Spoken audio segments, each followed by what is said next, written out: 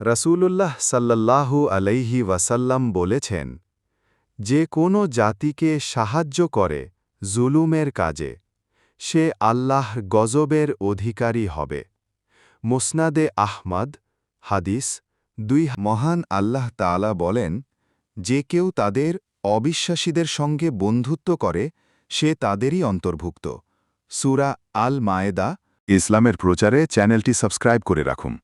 রাসূলুল্লাহ সাল্লাল্লাহু আলাইহি ওয়াসাল্লাম বলেছেন, একটি যুগ আসবে যখন মানুষ উপার্জন করতে কথা চিন্তা করবে না যে আমি হালাল পন্থায় উপার্জন করছি নাকি হারাম পন্থায়।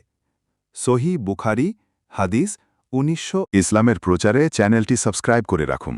রাসূলুল্লাহ সাল্লাল্লাহু আলাইহি ওয়াসাল্লাম বলেছেন, মরণের পরে মানুষের যে অংশটি সবার আগে পৌঁছে দুর্গন্ধময় হবে তা হল তার পেট।